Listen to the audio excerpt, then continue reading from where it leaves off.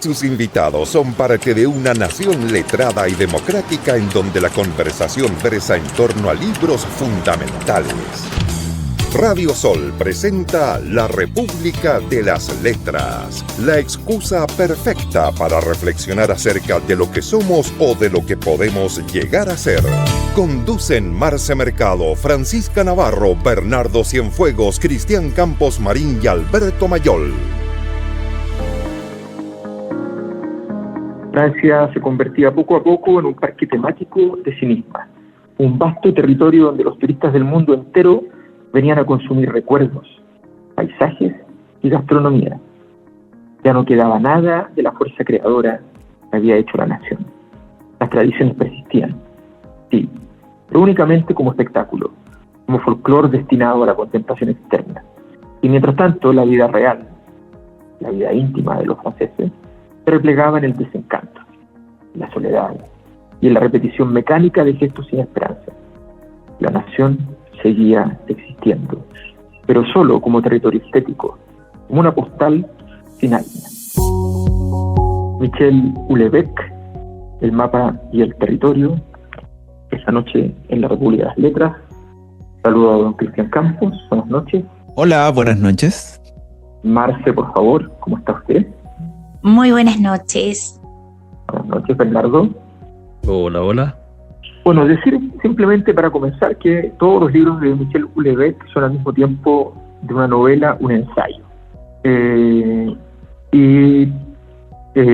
Ya sea por la miseria que abunda en otras ciencias, o en las mismas ciencias en las cuales participo, o ya sea por la genialidad de Houellebecq, que no pasó por la universidad, es perfectamente posible que nos encontremos con mejores argumentos respecto al mundo actual en Houellebecq que muchísimos de los analistas y expertos sobre el mundo contemporáneo. Un escritor ampliamente polémico, desagradable, actor porno en algún momento, ¿ya? Un personaje de pasiones inflamadas, de cartas quemantes contra sus enemigos literarios, políticos o lo que fuera, un defensor ácido de la República Francesa, pero defensor al fin y al cabo, uno de los grandes críticos del Islam hasta el cansancio, de las ultraderechas también, aunque el tipo de izquierda no es, evidentemente, una especie de caos cristalizado en un personaje completamente consistente con sus propias creencias que no coinciden absolutamente con nadie.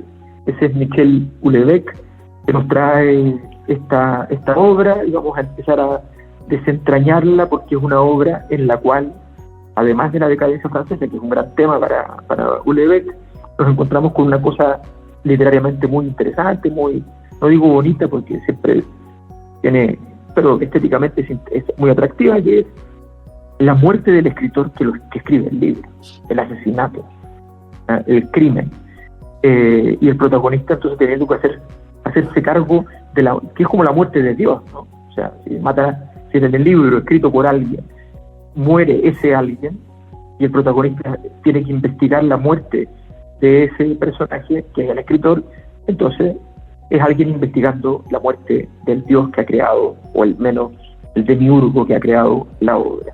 Abrimos la palabra para que empiecen los primeros desencuentros. Yo quiero partir comentando que este texto, que fue publicado el año 2011 por este escritor francés, nacido el año 1956, si bien es cierto, comentábamos antes del programa que, bueno, Alberto tiene una mirada distinta desde dónde viene la frase que da el nombre al texto, que es El mapa y el territorio.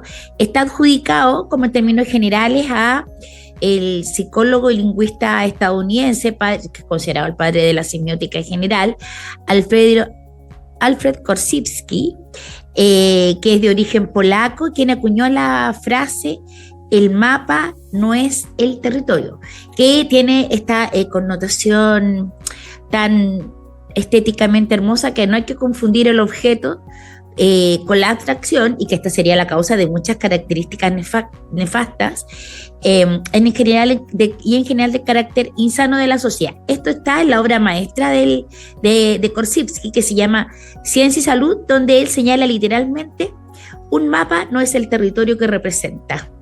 Las palabras no son las cosas de las que hablamos. Sí, yo esta semana, por alguna extraña razón, yo tenía el texto en físico. Hace mucho rato que no me pasaba en la República.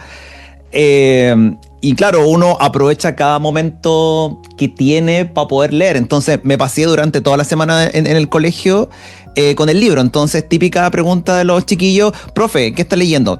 Te mostráis el libro. ¿Y de qué trata el libro? Y es re difícil explicar, digamos, de qué trata el libro. Entonces, no, tiene que ver con capitalismo, le digo yo. Una novela vinculada al capitalismo. Y específicamente eso tiene que ver en eso...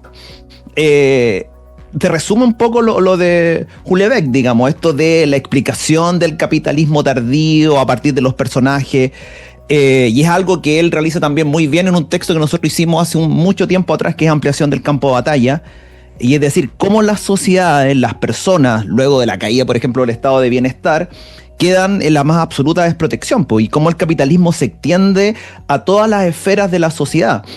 Y en ese sentido hay muchas más áreas donde hay que pelear de manera encarnizada, donde no hay estabilidad sentimental, donde no hay estabilidad laboral, donde hay que pelearlas todas, po. Entonces, en ese sentido, en esta cantidad de áreas en las cuales hay que competir, hay que rendir, hay que ser exitoso, es mucho más fácil quebrarse, es mucho más fácil ser frágil, o como sucede con el padre de nuestro protagonista, Jeff Martin, ser un sujeto que se centra en una sola cosa, en este caso el trabajo, y ponerle toda la cabeza a eso ahí permanentemente y dejar todo lo demás fuera.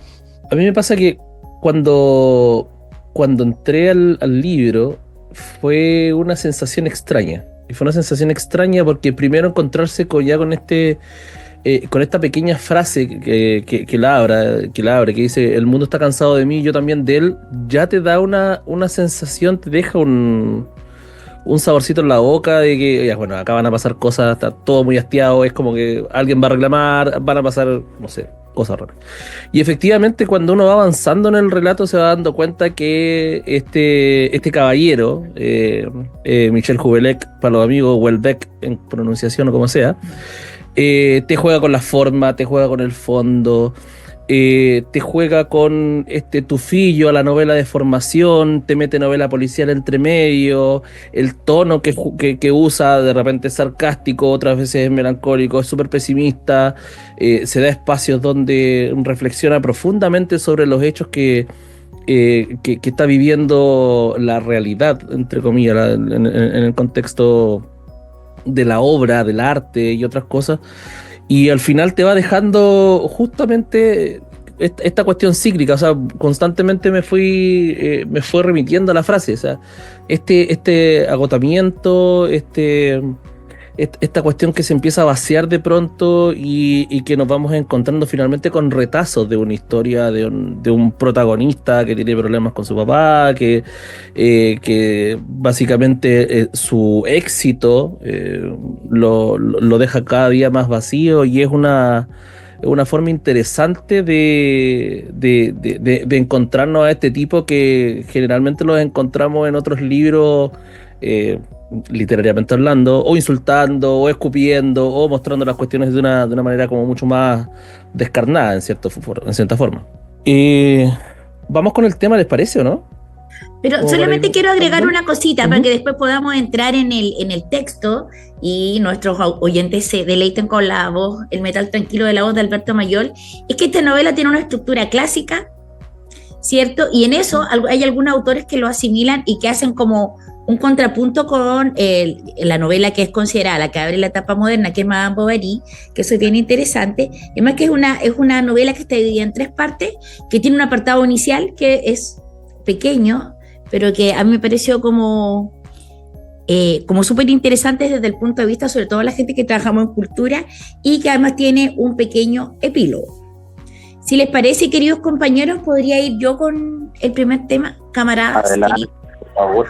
Ya, solamente porque realmente La Patria he leído puros franceses, lo que me encanta. Voy a ir con Independencia Cultural de los Prisioneros. En Radio Concert, y solo por ser hoy, 18 de septiembre, presentamos al grupo local Los Prisioneros y su nuevo single, Independencia Cultural.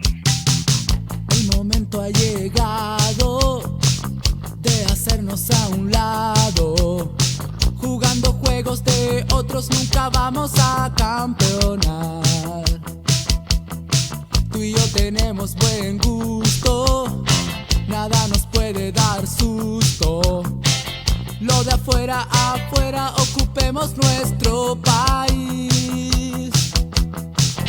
Influencias, sugerencias, europeos llévense su decadencia. Advertencia, vamos a declarar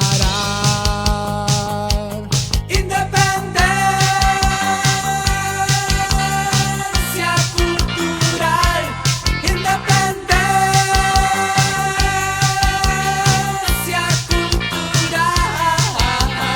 En el salón principal del instituto presentará a partir de este lunes obras del profesor y pintor y escultor chileno Vittorio Angelini. Este destacado libro recordado por Steinhaus expone por última vez antes de iniciar En su este viaje de sitio perfeccionamiento a Francia. lejano, la gente es pobre, la gente da la mano. No hay orgullo de raza, no hay colonias ni tradición. Siempre ocultando el acento, no hemos sido aplaudidos ni un momento. En el colegio se enseña que cultura es cualquier cosa rara, menos lo que hagas tú. No te disfraces, no te acomplejes, eres precioso porque eres diferente. Grita fuerte, tenemos que declarar independencia cultural, independencia cultural, independencia cultural, independencia cultural. Ya no quiero más Bach, Bach, porque yo siento de un modo diferente. Si la cultura es Europa, la cultura es lo caro, pues yo quiero entenderme con la gente. No quiero ver tu pelo pintado de verde. Si la moda es Europa, si la moda es lo caro, yo quisiera entenderme con la gente.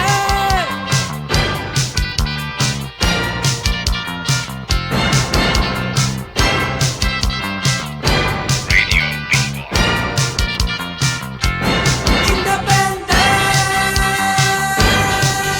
Independencia cultural, independencia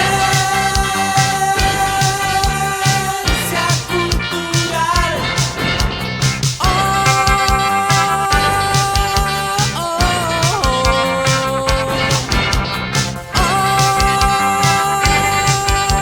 oh, Y ese fue, y recuerden, solo por ser 18 de septiembre, Radio Concert, presentando al grupo local Los Prisioneros y su nuevo single Independencia Cultural. Los estaremos viendo el próximo 18.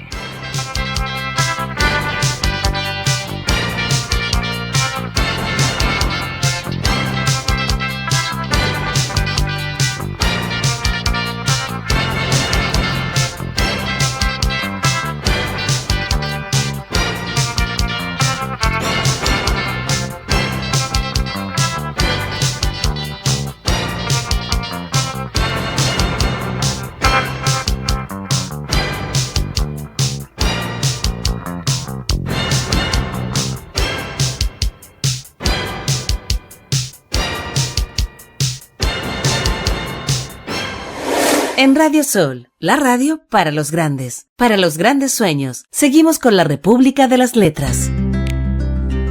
A la mañana siguiente, el padre pasó a recogerla en su Mercedes. Hacia las 11 entraron en la autopista 20, a una de las más bellas de Francia. una de las que atraviesan los más armoniosos paisajes rurales. La atmósfera era diáfana y suave, con un poco de bruma en el horizonte. A las 3 de la tarde pararon en un área de servicio, un poco antes de la Soterrain. A petición de su padre, mientras este llenaba el depósito, Jet compró un mapa de carreteras, Michelin Departamentos de la Creuse, Haut-Veny. Fue allí, al desplegar el mapa, a 2 pasos de los bocadillos de pan de molde, envueltos en celofán, donde tuvo su segunda gran revelación estética. Era un mapa sublime. Jet, alterado, empezó a temblar delante del expositor. Nunca había contemplado un objeto tan magnífico, tan rico de emociones y de sentido como aquel mapa Michelin a escala 1/150.000 de la Creuse. En él se mezclaba la esencia de la modernidad, de la percepción científica y técnica del mundo, con la esencia de la vida animal. El diseño era complejo y bello, de una claridad absoluta, y solo utilizaba un código de colores restringido, pero en cada una de las aldeas, de los pueblos representados de acuerdo con su importancia, se sentía la palpitación, el llamamiento de decenas de vidas humanas, de decenas o centenares de almas, unas destinadas a la condenación, otras a la vida eterna. El mapa y el territorio de Michel Houellebecq es el ensayo, ficción, texto que revisamos esta noche en La República de las Letras. Les quise compartir eso un poco. Dale. Sí, no, digamos que justamente es importante decir, siempre en Houellebecq son novelas, pero en todas las novelas tienen un argumento profundo sobre la sociedad actual. Entonces, por ejemplo, si usted mira, como en orden de novelas de Houellebecq, tiene Ampliación del campo de batalla, que es un libro que conmovió a la izquierda en su momento porque era una crítica al neoliberalismo. Ampliación del campo de batalla significa que el campo de batalla de la desigualdad se ha expandido no solo en el ámbito económico a otros ámbitos y se mete en el tema de la sexualidad, ¿no? De que están los perdedores y los ganadores, ¿ya? Los Carol Dance y los demás, ¿ya? Luego, el 98, las partículas elementales, donde viene a hablar básicamente sobre cómo el 68 de liberación, el mayo del 68, no trajo ninguna emancipación, sino que trajo neurosis, y que se generó un hedonismo frustrante, ¿no? Que es una crítica, ahí la izquierda ya no estaba tan contenta, ¿no? Luego, en plataforma, el consumismo decadente, el multiculturalismo hipócrita son sus ejes. Luego, la posibilidad de una isla, 2005, la promesa biotecnológica como sustituto de la religión, de la posibilidad de éxito futuro, y luego el mapa y el territorio, que estamos viendo, que es del 2010, donde aparece Francia, como lo decíamos, como un parque temático bello, pero completamente muerto y fuera de época. Luego viene Sumisión, que es un libro más polémico, donde básicamente dice la República Francesa laica, secular, ha fracasado, el Islam es el sustituto estructural de Francia. Y después Serotonina, que nos viene a decir, este es un país devastado por el neoliberalismo, que destruye la agricultura, el tejido social, y frente a eso lo único que queda son individuos que puedan vivir gracias a la serotonina, es decir, gracias a una terapia psiquiátrica, ¿ya? Sin alegría, sin proyecto, en una agonía emocional de gran decadencia y dolor. Ese es como el camino entonces hay un camino que es, entre comillas, casi ensayístico, pero que siempre está contado en forma de novela. Algunas son, en su disposición, novelas que tienen demasiado texto, así como ensayístico entre medio, como la primera, de hecho, y otras están mucho más moduladas. Las últimas son bastante más logradas en ese sentido. Ahora, es un escritor que te atrapa increíble, o sea, bueno, de hecho en muchas partes del mundo no lo paran de leer, el nivel de ventas que tiene increíble. Oye, parte del texto, este texto, el mapa y el territorio, en este apartado inicial, él parte con una cosa, bueno, hay una cosa de cierto que es entendida, según los que entienden a Houellebecq, como una cuestión media iniciática, en el sentido de que hay una narración que finalmente termina siendo la narración de una pintura que está realizando el protagonista Jet Martin, pero en esta pintura él está retratando a Jeff Koons y Damien Hirst que, bueno, y se da una fecha, ¿cierto?, que es el 15 de diciembre, pero acá lo interesante es que se remite a dos figuras fundamentales de lo que es conocido mundialmente en el tema cultural como el arte contemporáneo, ¿cierto? Estos son estas especies de artistas empresarios que hacen, que pueden hacer, digamos, del arte, no solamente ser artistas, sino que además generar una industria interesante alrededor de eso. Y si bien es cierto, luego es una novela que tiene otros sucesos, a mí, ponte tú, del punto de vista de la gestión cultural, me parece que hay una perspectiva de lectura del texto, porque nombra a muchos artistas. Bueno, después se supone que tuvo, no se supone, sino que tuvo una acusación de parte directa de Wikipedia, porque además trabaja mucho con materiales pop, ¿cierto? A pesar de que él enfrenta, hay una cierta evidente negatividad frente al sistema, pero usa mucho el material pop. Recién yo partía con esto del mapa de Michelin, nombra a Madonna, y hay muchas definiciones directas de Wikipedia donde no lo señala, donde, bueno, y luego Wikipedia le señaló, pero él dijo que sí, que era verdad, que se había remitido totalmente a eso. Sí, yo estuve mirando algunas fotos del Houellebecq joven, y claro, respecto de cómo está ahora, es bien interesante el cambio del personaje, porque evidentemente hay una mirada así como del típico, el Houellebecq joven, digamos, como el típico intelectual francés mirando al horizonte, con una mirada muy de esperanza, y uno ve las fotos más actuales y está hecho bolsa, digamos, en términos bastante coloquiales. Y claro, yo siento que mucho del personaje de este Jeff Martin, que es este Houellebecq más puro, digamos, el mismo, digamos, como parte también de la obra, porque él es parte, digamos, de la novela. Houellebecq como escritor, digamos, se presenta como un personaje medio depresivo, nervioso, desastroso, medio arruinado económicamente. Y claro, en cambio, este Jeff Martin es como este autor puro, o sea, se demora su tiempo para poder construir una obra. Y es algo que también plantea Chulhan en La salvación de lo bello, que el arte precisamente demora su tiempo, que requiere un espacio de contemplación. En cambio, como decía la Marce, esto del arte contemporáneo responde a la inmediatez, digamos, y no sería arte. Entonces no es extraño, digamos, que la novela comience con esta obra que él está pintando de Jeff Koons y Damien Hirst repartiéndose el mercado del arte. Y claro, y Koons ahí lo describe como una especie como de vendedor de neumáticos. Y precisamente lo que hace Chulhan también de La salvación de lo bello es criticar a Jeff Koons, digamos, como el reflejo, esto del reflejo, que eso no sería un arte, digamos, sino que es más bien, está pensado para el me gusta, para la selfie. Y en el caso de Hirst está muy vinculado a este tema escatológico. Es como la obra de Hirst es como la más conocida, como este tiburón partido por la mitad, es como muy, muy escatológico. Una vaca también estuve mirando por ahí. Entonces está, digamos, también esa crítica presente al mundo del arte. Sí, de hecho él la va dejando caer en varias partes, porque desde el origen de la misma novela, diciendo, mira, yo le sacaba fotografía a esta cuestión de las carreteras, y parte así como de manera muy sencilla. Incluso el triunfo en ese aspecto y su progresión, paso hacia el mundo del arte, cuando empieza a pintar los retratos, que ahí aparece Houellebecq como el retrato más famoso, más importante, el más icónico que él había pintado, y que le permite conocer a Olga, entrar en el proceso, y que le empiezan a pasar un montón de cosas.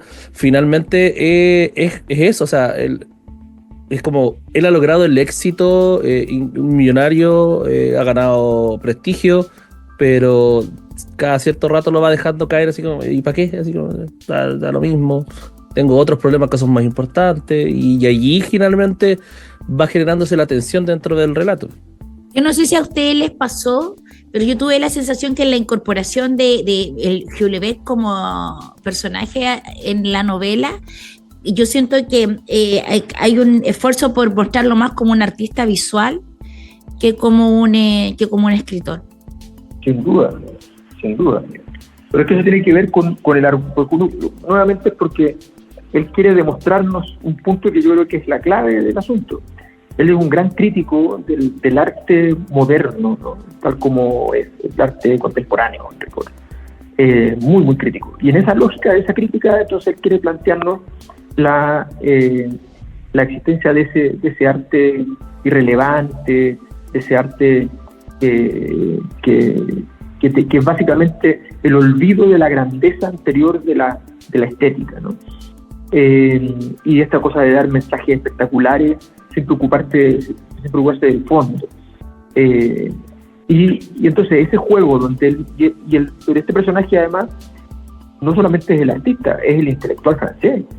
Houellebecq es un intelectual francés y Francia está hecha desde hace muchísimos años, probablemente ya desde las épocas de los enciclopedistas, es la idea de que un intelectual como que es parte de las instituciones que al despertarte en la mañana te ayudan a levantarte. Esto tiene un intelectual francés que por medio para los franceses es terrible. Y la muerte del intelectual, víctima de un asesinato, grotescamente, es la señal más clara de que es un país que no protege la intelectualidad. Ha perdido esa lógica. Entonces es la violencia absurda al final. Vamos al siguiente tema. ¿Quién quiere? Yo voy con tema.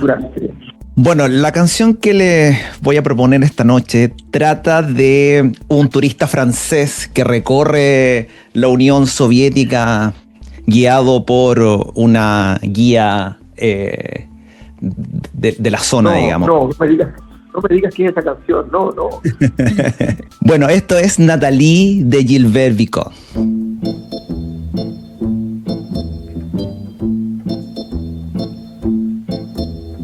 La place rouge était vide. Devant moi marchait Nathalie. Il avait un joli nom, mon guide, Nathalie. La place rouge était blanche. La neige faisait un tapis. Et je suivais par ce froid dimanche Nathalie. Elle parlait en phrases sobres de la révolution d'octobre. Je pensais déjà qu'après le tombeau de Lénine, on irait au café Pouchkine boire un chocolat. La place rouge était vide. Je lui pris son bras, elle a souri. Il avait des cheveux blonds, mon guide, Nathalie. Nathalie.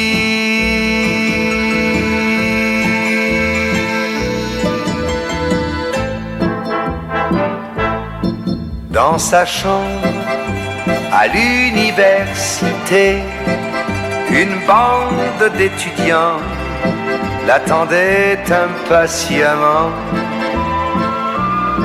On a ri, on a beaucoup parlé. Il voulait tout savoir. Nathalie traduisait. Moscou, les plaines d'Ukraine et les Champs-Élysées. On en a tout mélangé et on a chanté. Et puis, ils ont débouché, en riant à l'avance, du champagne de France et l'on a dansé.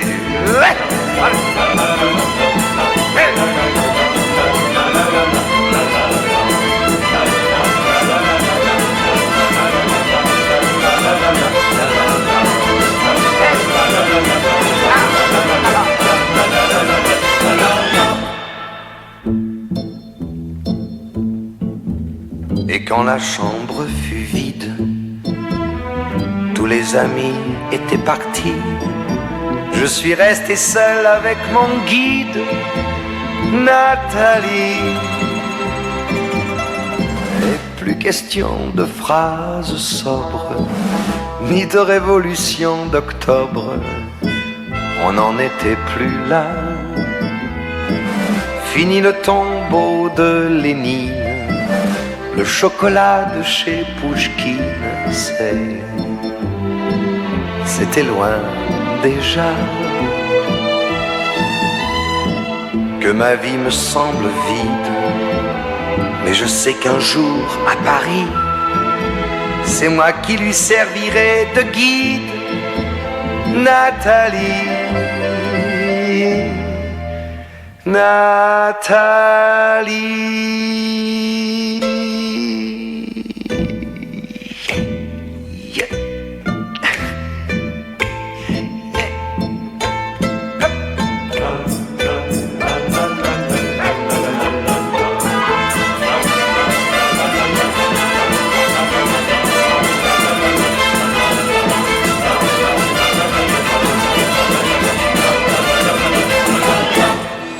Seguimos en Radio Sol con la República de las Letras.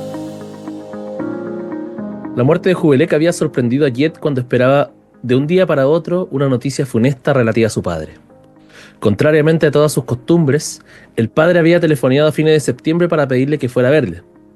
Ahora estaba instalado en una residencia asistida en Bézinet, habitada por una casa solariega de estilo Napoleón III, mucho más elegante y más cara que la anterior. Una especie de distinguido moridero high-tech. Los apartamentos eran espaciosos, comprendían una habitación y un salón, y los huéspedes disponían de un televisor grande LCD con cable y satélite, de un lector de DVD y de conexión a internet de banda ancha.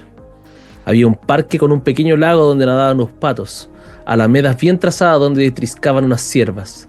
Incluso podían, si lo deseaban, cuidar un rincón del jardín que tenían reservado, cultivar hortalizas y plantar flores, pero pocos lo solicitaban.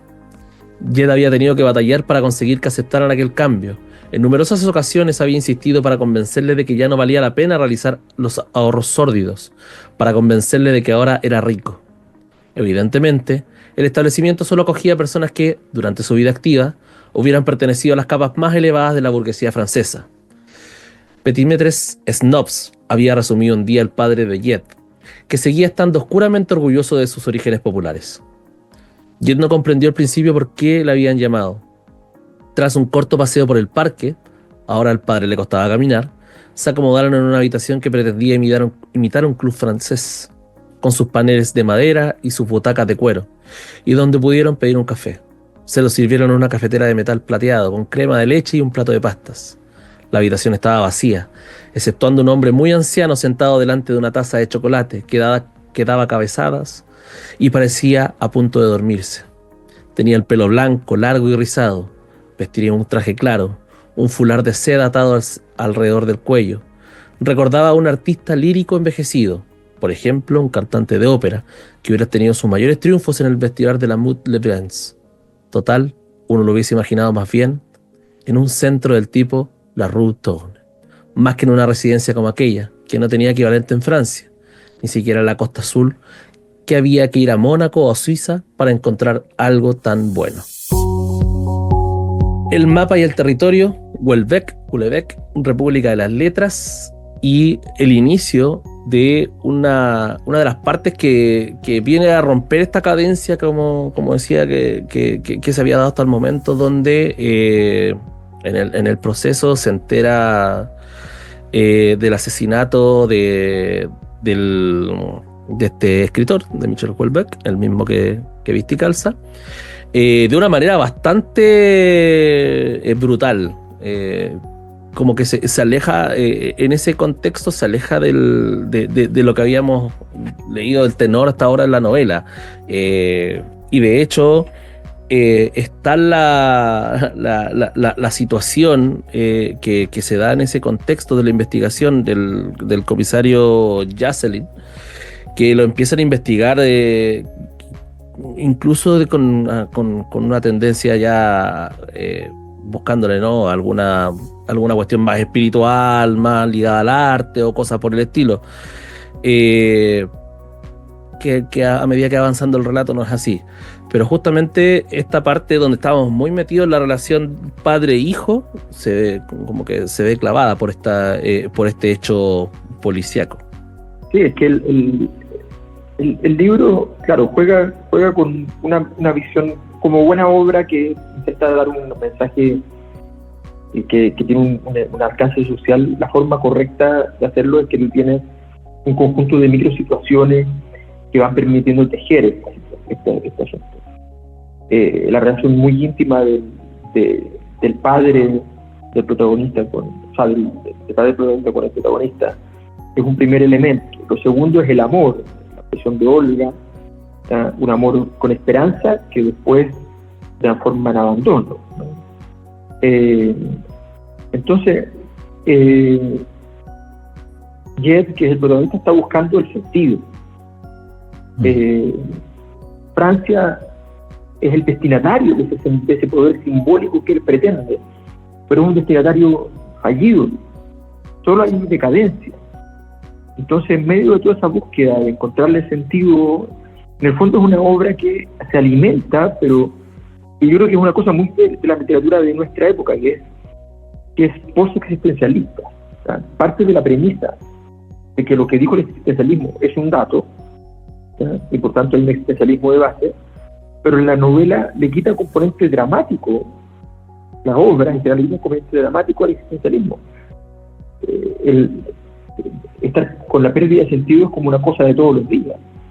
Entonces, y luego está la esperanza, que siempre aparece de alguna manera muy tibia, como decía, como en el caso de Olga, o con el padre, la reconciliación del final, ¿ya? Que te otorga un poco de tranquilidad, pero no es una cosa intensa, ¿no?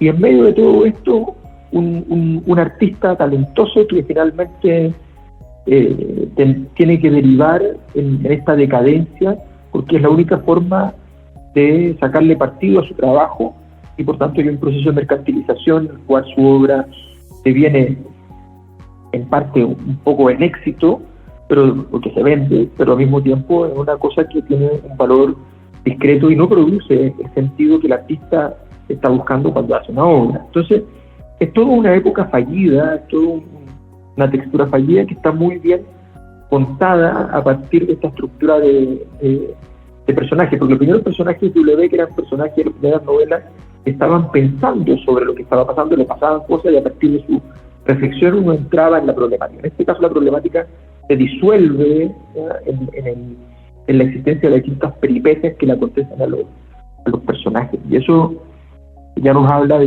efectivamente un Houellebecq más maduro en esta etapa.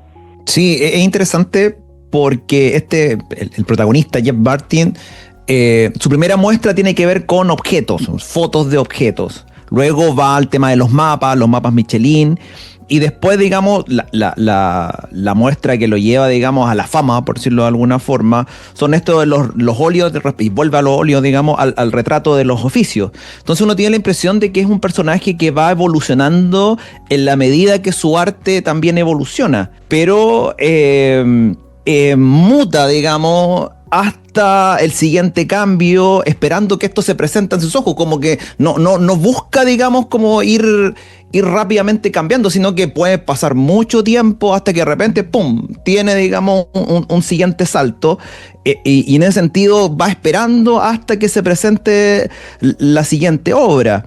Pero es un personaje que le cuesta comunicarse, de hecho muchas veces le aconsejan que no hable, sino que se haga el enigmático en las mismas muestras, que se muestre pero que no diga nada mucho, y es un personaje que no logra conectar, que está completamente desprendido. Y uno lo ve, digamos, en el caso de Olga, que esta rusa preciosa, digamos, que está entre las 5 mujeres más guapas de Francia, o sea, de París en realidad, y que es un personaje que, como él, digamos, se convierte en pareja, digamos, y que le suma, pues lo hace crecer, lo contacta con Michelin, le arma la exposición, y él en algún momento a ella se le presenta también la posibilidad de un ascenso y de volver a Rusia, y él la deja partir, pues, digamos, para cualquier ser humano, digamos, dejar partir a esta mujer espléndida, te hubiera tirado de guata, digamos, para evitarlo.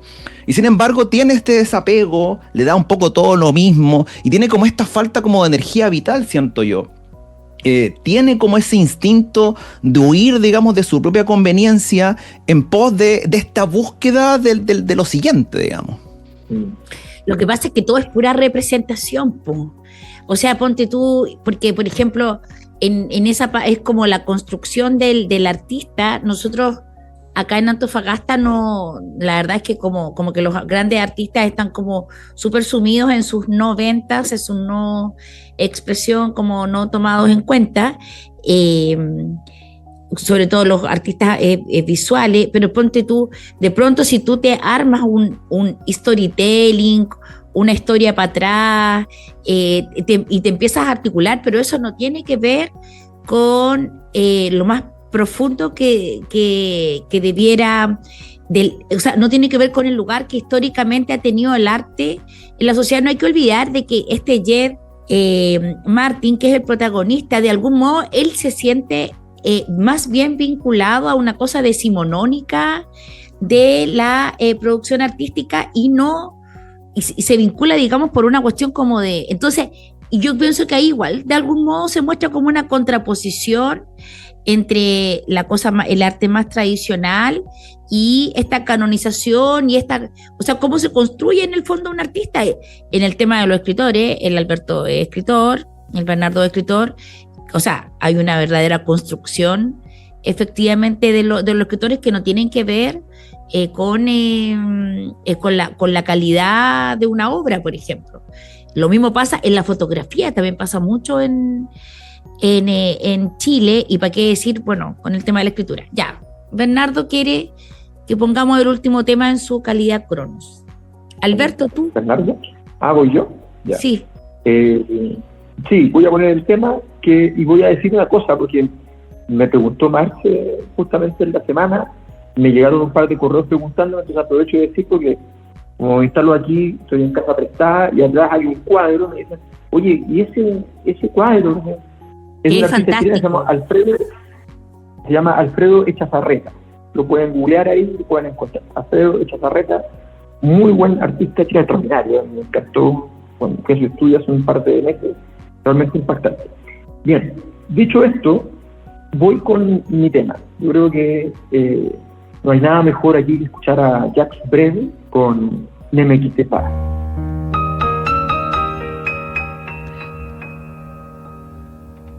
Ne me quitte pas, il faut oublier, tout peut s'oublier, qui s'enfuit déjà. Oublier le temps des malentendus et le temps perdu, à savoir comment oublier ces heures qui tuaient parfois à coups de pourquoi le cœur du bonheur ne me quitte pas, ne me quitte pas, ne me quitte pas, ne me quitte pas. Moi, je t'offrirai des perles de pluie venues de pays où il ne pleut pas. Je creuserai la terre jusqu'après ma mort pour couvrir ton corps d'or et de lumière. Je ferai un domaine où l'amour sera roi, où l'amour sera loi, où tu seras reine.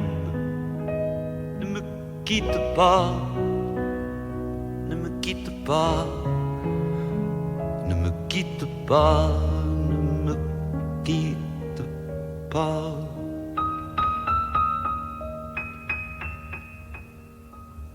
Ne me quitte pas, je t'inventerai des mots insensés que tu comprendras. Je te parlerai de ces amants-là qui ont vu 2 fois leur cœur s'embraser. Je te raconterai l'histoire de ce roi mort, de n'avoir pas pu te rencontrer. Ne me quitte pas, ne me quitte pas, ne me quitte pas, ne me quitte pas. On a vu souvent rejaillir le feu de l'ancien volcan qu'on croyait trop vieux. Il est paraît-il, des terres brûlées, donnant plus de blé qu'un meilleur avril. Et quand vient le soir, pour qu'un ciel flamboie, le rouge et le noir ne s'épousent-ils pas? Ne me quitte pas, ne me quitte pas, ne me quitte pas, ne me quitte pas.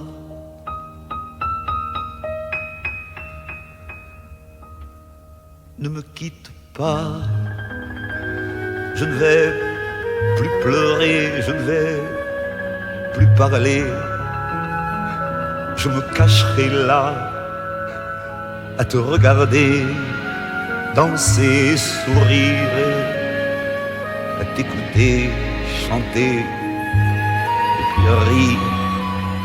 Laisse-moi devenir l'ombre de ton ombre, l'ombre de ta main, l'ombre de ton chien.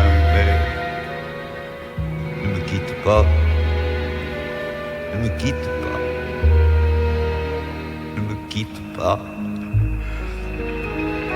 ne me quitte pas.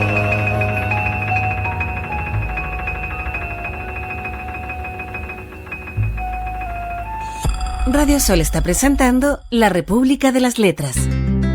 Meditando sobre el poder y la topología del mundo, Jet se sumió en una ligera somnolencia. Estaba en medio de un espacio en blanco, aparentemente ilimitado. No se distinguía la línea del horizonte. El suelo de un blanco mate se confundía, muy lejos con el cielo de un blanco idéntico. En la superficie del suelo se veían desigualmente colocados, aquí y allá, bloques de texto en letras negras que conformaban ligeros relieves. Cada uno de los bloques podía contener unas 50 de palabras. Jet comprendió entonces que se encontraba dentro de un libro y se preguntó si aquel libro contaba la historia de su vida. Inclinándose sobre los bloques, se encontraba en el camino.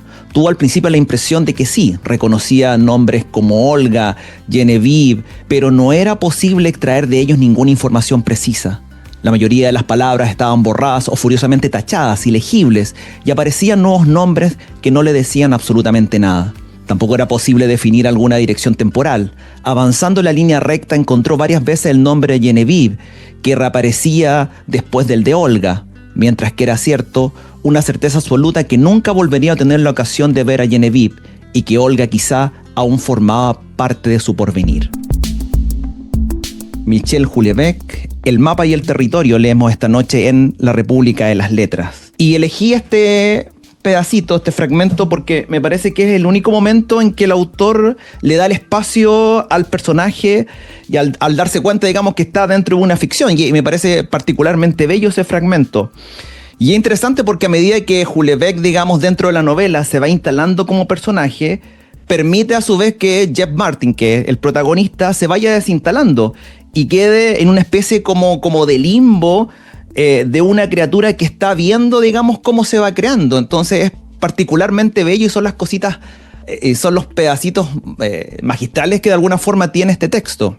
Oye, yo quiero aprovechar mi minuto de cierre para decir que esta evidentemente, como es muy claro y lo hemos dicho, no es la historia simplemente del protagonista, de Jet Martin, sino que es la constatación de que Francia, y con ella Europa, y con ella Occidente, ha dejado de ser un proyecto para convertirse en una vitrina. Houellebecq no está describiendo el país, describe un cadáver, expuesto por supuesto con la delicadeza del arte, pero también con la crudeza del mercado. La obra nos viene a decir, sí, que estamos vivos, sí, pero como quien vive en una pintura, en un decorado, con los vínculos quebrados. Mientras tanto, el país es un frenesí de fiestas, de diversión, de parques temáticos, y ese es el mensaje de fondo. Nuestra época, agotada en su capacidad de otorgar sentido, nos devuelve apenas algunos murmullos básicos, y en ellos, como en el de Jet, en su vida y al final de su vida, en ellos resuena nuestra propia decadencia. Y esa decadencia se representa en que ya no tenemos un territorio, sino que vivimos en el mapa. Ay, yo me quiero enganchar para ocupar mi último minuto. Como, bueno, el Alberto, tenemos nosotros la fortuna de hacer un programa acerca de libros con un verdadero teórico de la literatura. Entonces yo voy a buscar el fragmento, ¿cierto?, que grafica un poco, que representa lo que acaba de decir. Jacqueline no poseía esta configuración perfecta, aunque a los 50 años largos aún podía gratificar a su mujer con erecciones firmes y duraderas. Desde luego no habría estado en condiciones de ofrecerle una ducha de esperma en el caso de que ella hubiera experimentado ese deseo. Sus eyaculaciones, cuando acontecían, no rebasaban la capacidad de una cucharilla de café. Eso es como el abismo de Occidente, como lo diría. Pero, Marce, ¿qué fijación es esa?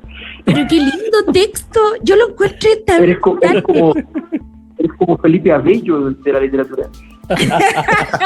No, pero yo no soy, mira, luego, es que, mira, nosotros, bueno, siempre que estamos con el Alberto nos tratamos de poner a la altura, pero en ese fragmento, el que está justo en la mitad del libro, luego habla de la oligospermia, de la esterilidad masculina, que si bien es cierto, yo pienso que es un gran tema del posmodernismo, pero además yo siento que también está como este subtexto de una sociedad envejecida, poco da al placer.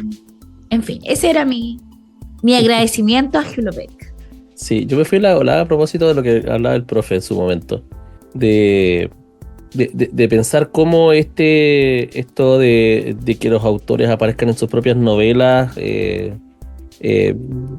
aparece sobre todo en distintos momentos, pero lo conversamos en algún momento con la Marcia y los chiquillos, de cómo a mí personalmente había marcado Niebla de Miguel de Unamuno, y finalmente cómo aquí los dos personajes, en el caso de Augusto Pérez, están como en este contexto, se dan la maña para ir mostrando y representando la realidad en la que están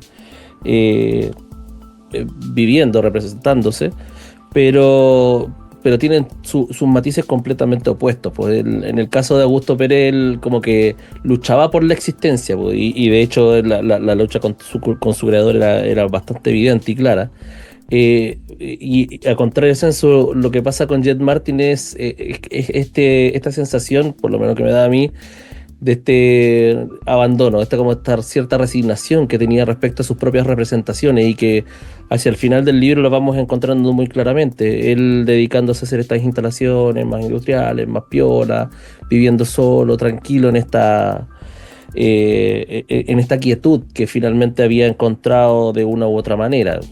Creo que me pareció bien interesante esta mirada del autor dentro de la novela. Ya, estamos listos entonces. Yo sé que, bueno, yo prometo que voy a empezar a anotar los minutos en que interviene nuestro querido Alberto Mayol para su fanaticada. Tenemos que hacer un mapa. Nos reuniremos la próxima semana con algún texto que por turno le toca escoger al profesor Cristian Campos. Muchas gracias, queridos camaradas, y esta ha sido la República de las Letras. Muy buenas noches. Buenas noches. Buenas noches. Estén muy bien. Fue la República de las Letras. Hasta la próxima semana, cuando nos reunamos en torno a los libros con un viaje imaginario por un mundo sin límites. A preparar las maletas. Conducen Marce Mercado, Francisca Navarro, Bernardo Cienfuegos, Cristian Campos Marín y Alberto Mayol.